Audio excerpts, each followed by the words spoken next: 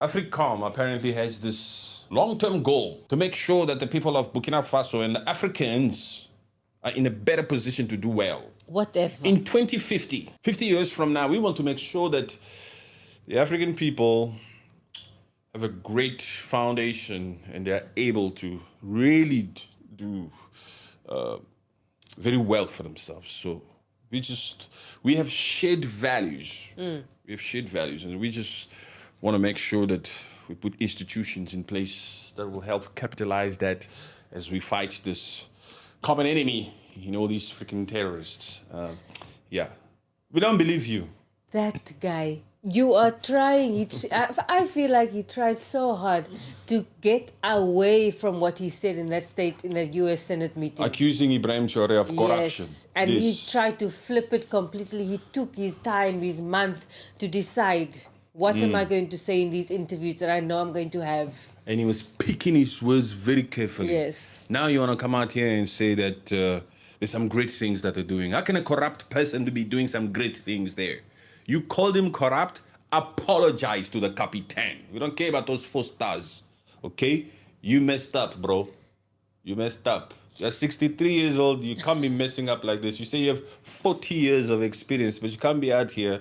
Look, we heard what you said in that freaking Senate. You cannot say you didn't say it. So yes, you accused them of using their gold reserves to amp up their security. And now you come out here in Kenya to switch.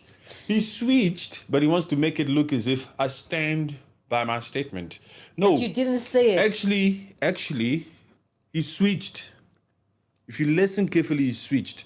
Because he's saying he stands by what he said in terms of the security in the area. It's getting worse. So I stand by that. You stand by the fact that it's getting worse there.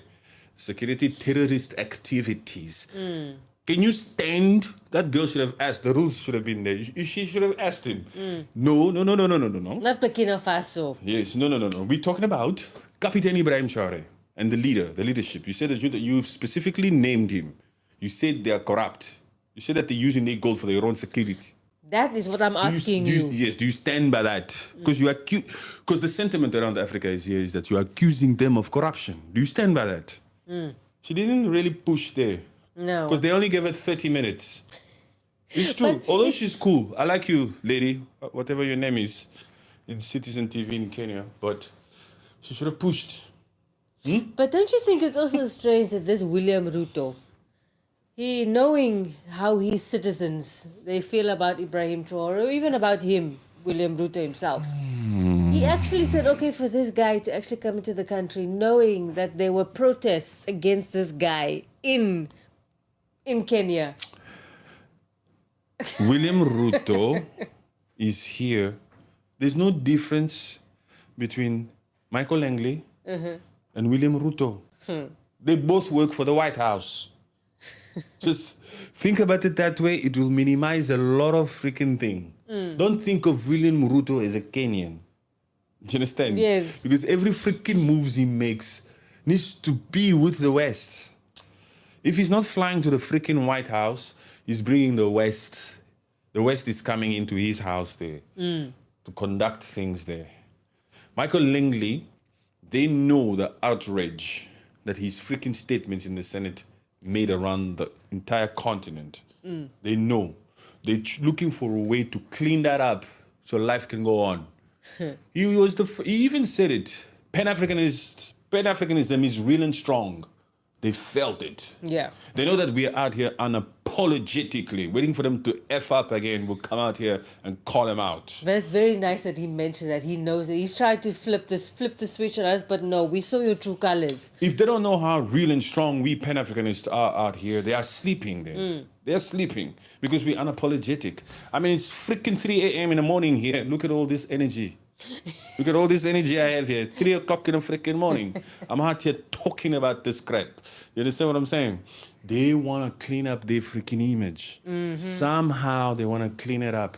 And they're going to use that Kenya as a base. They can't... They've been doing it from that freaking Ivory Coast, but they also hear that, Africa is onto that Ivory Coast. Yes. There was just a coup they tried, an attempted coup.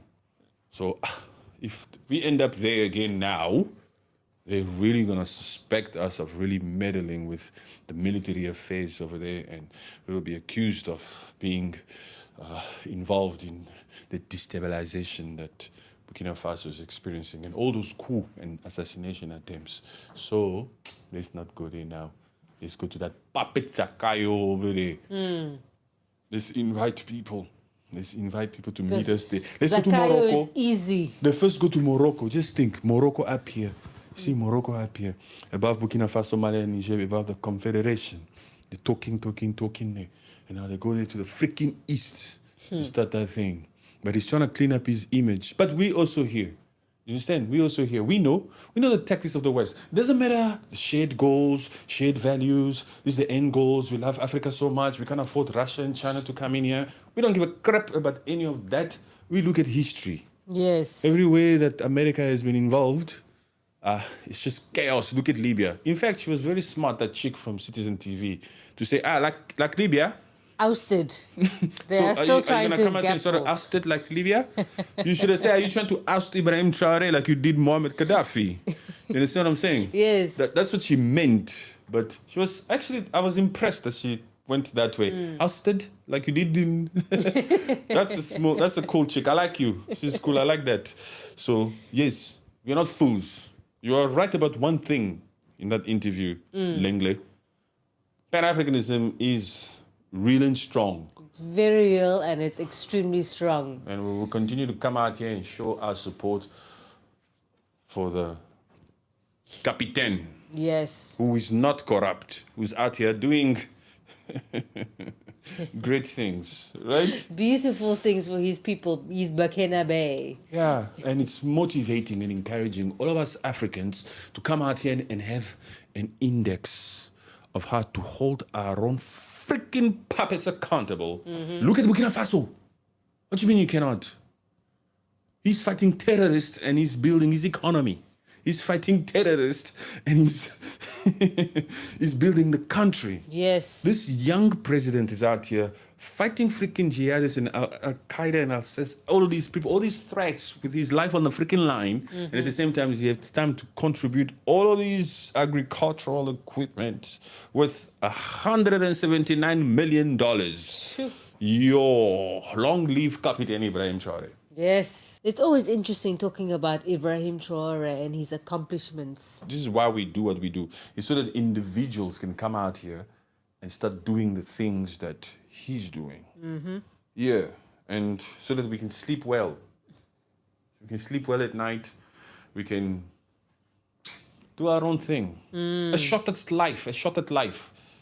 They want to be the only one to have a shot at life. No. Let the Africans also do their thing. Yes, man. It's a world that God gave to all of us. So why can't we? What is so wrong with us Africans wanting to make our own decisions and have some dignity? Come out here and feel proud about certain things. Yeah, it's just the skin. What the hell? What the freaking hell, man? It's just the skin. If this black guy doesn't eat, he gets hungry. If that white guy doesn't eat, he gets hungry. What's the Same. You need to sleep. I also need to sleep. What's the freaking difference, man? Just because of your skin color doesn't make you better or worse than any other person, any other human being in the world. Like I said before, I'm so happy that I'm not racist. Yes. It's to be free. It's such a load off. Actually, racist people are possessed. It's a demon. It's an evil spirit. It's wickedness. To be a racist is to be living in bondage. Yeah. Of all types of bondage. Mental depression ain't got shit to do on bondage. Yeah. If you are living in bondage, I mean, if you are racist, oh my goodness. We will pray for you.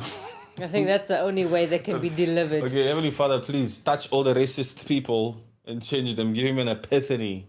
That's the only thing. Amen. But you can't change what you don't acknowledge. You have to come out here and get an opinion somehow, by the grace of God, this particular individual says to himself, wait a minute, that's a human.